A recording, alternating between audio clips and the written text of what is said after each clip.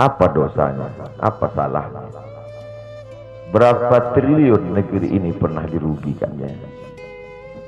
Berapa sumber daya alam, minyak, batu bara, nikel, uranium yang pernah dijualnya ke luar negeri? Berapa BUMN perusahaan yang pernah dijualnya aset-aset negara? Ada yang pernah dia jual? Dia hanya mengajak anak muda yang selama ini pencandu narkoba menjadi bertaubat kepada Allah. Dia hanya membangkitkan semangat anak muda yang selama ini berzina menjadi orang-orang yang takut kepada Allah. Dia hanya mengajak mereka yang memakai baju hitam, pakaian hitam, berubah menjadi pakaian putih. Mereka berusaha untuk memutihkan catatan amal baik mereka di hadapan Allah. Dia hanya menyadarkan umatnya supaya sadar bahwa politik itu penting. Angkatlah pemimpin yang adil dan amanah. Dia hanya sedang mengajak umatnya supaya jangan memilih pemimpin kafir. Salahkah perbuatannya? Tidak. Dia tinggal negara demokrasi. Dalam dunia demokrasi, siapapun berhak untuk mengajak menyuarakan kebenaran. Dia tidak melawan sultan, dia tidak melawan ulil amri, dia tidak melawan siapapun. Dia hanya melawan ketidakadilan. Hari ini saya berangkat setelah sholat subuh menuju airport, naik pesawat. Setelah naik pesawat, naik mobil. Setelah naik mobil, jalan macet, saya mesti turun naik sepeda motor. Setelah naik sepeda motor pun juga tidak bergerak, jalan kaki. Akhirnya sampai kemari. Dalam hati saya berkata, celaka betul orang yang mengatakan kemarin katanya tidak ada akan menyambutnya. Sudah 3 hari, saya pikir 3 hari tidak ada orang lagi. Saya akan datang bisa duduk berdua dengan beliau. Saya tidak datang mau ceramah, saya tidak datang mau tausiah, saya tidak datang mau tablik akbar. Ternyata yang menyambutnya seramai ini, sebanyak ini, orang berjalan kaki, anak-anak muda berjalan kaki, orang tua, ibu-ibu duduk di pinggir jalan. Apa yang membuat mereka datang kemari? Satu, cinta. Lahu baru ni'aliha ahabbu ilayya wa asfadi balwaha, kata Qais. Debu yang menempel di sandal Laila lebih dapat menghilangkan rasa sakit dan duka. Hanya cinta kepada Laila, apalagi cinta kepada zuriat Nabi Muhammad sallallahu alaihi wasallam. Andai engkau orang alim, andai engkau hafal kitab, andai engkau mengerti kitab kuning, banyak ilmumu, tapi ada kebencianmu kepada ahli bait Rasulullah sallallahu alaihi wasallam, hilang keberkahan ilmu. Andai engkau punya derajat seperti seorang wali, andai engkau diangkat Allah sebagai wali, maka jatuh derajat kewalianmu hanya karena kebencianmu kepada ahli bait. Apa kata Kiai Haji Maimun Zubair? Ahli bait itu seperti Quran yang lapuk. Andai ada ahli bait itu yang nakal, yang jahat sekalipun, dia tetaplah seperti Quran yang lapuk. Quran yang buruk, andai titiknya sudah tidak ada lagi, tak akan mungkin kau akan buang. Kau tetap juga akan jaga dia, kau akan cium dia. Kenapa? La yamassuhu illal mutahharun. Allah yang mensucikan. Seorang sahabat Nabi disuruh membuang air bekas daripada bekam Rasulullah SAW. Buanglah ini, kata Rasulullah. Lalu kemudian beliau pergi ke belakang.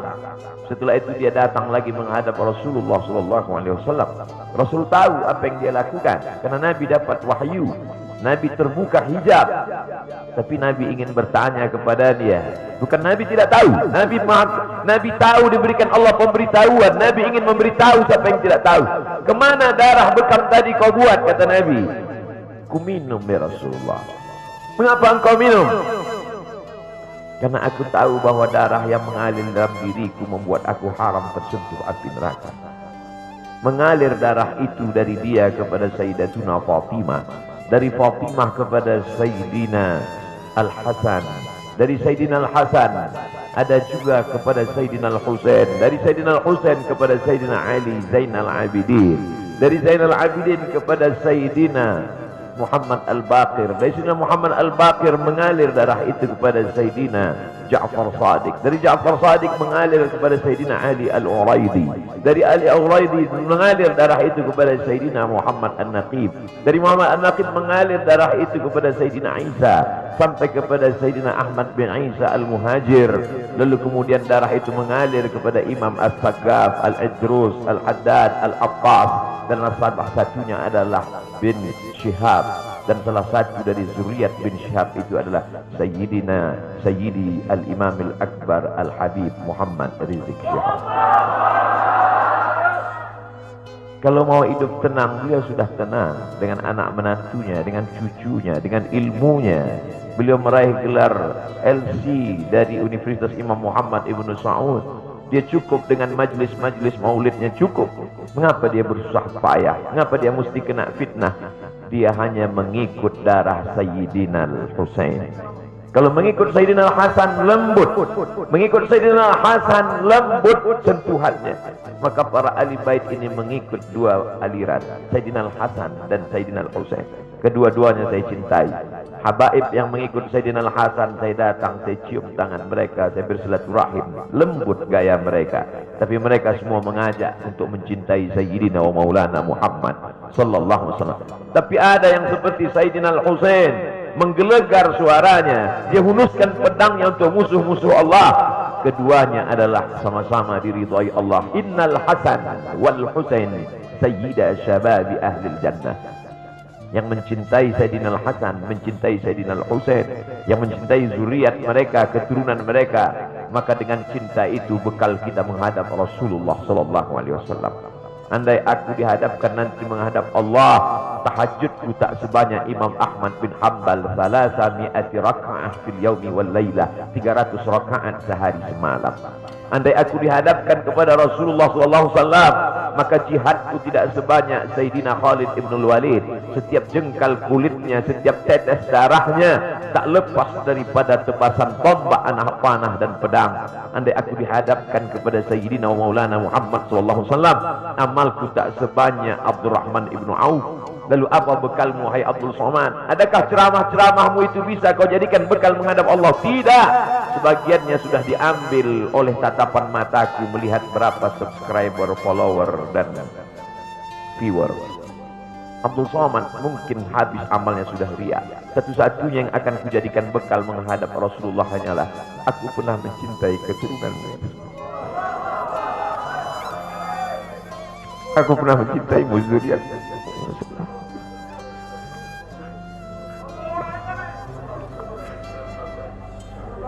Wahai para pelaku pembuat dosa, wahai para pezina, wahai para peminum khamar yang belum bertaubat, kalau kalian belum sanggup untuk berbuat baik, kalau kalian belum mampu untuk beramal saleh, paling tidak jangan kalian sakiti zuriat Rasulullah.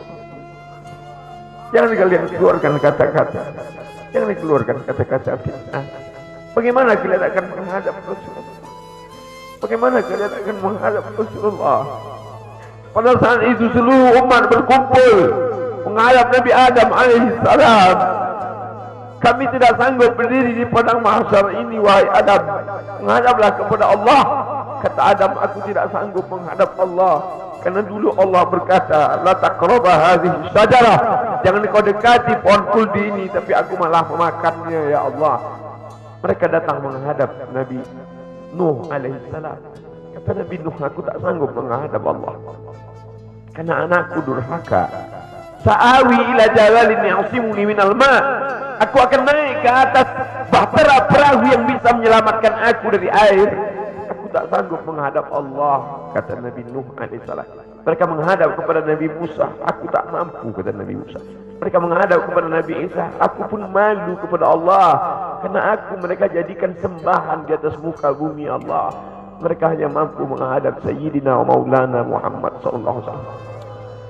Wahai para peminum khamar, wahai para pezina, wahai para pelaku dosa, kalau kalian belum mampu beramal soleh, belum mampu bertobat, paling tidak jangan kalian zina zuriat Rasulullah SAW. Bagaimana kalian akan menghadap Rasulullah? Pada saat itu tak ada syafaat. Man dzalladzi yashfa'u 'indahu illa bi'idnih. Tak ada satu pun yang bisa memberikan syafaat kecuali Sayyidina wa Maulana Muhammad sallallahu alaihi wasallam. Wahai para pemimpin, yang hari ini kau dititipkan amanah kekuasaan. Beberapa hari ini kau lihat apa yang dilakukan orang pada Donald Trump.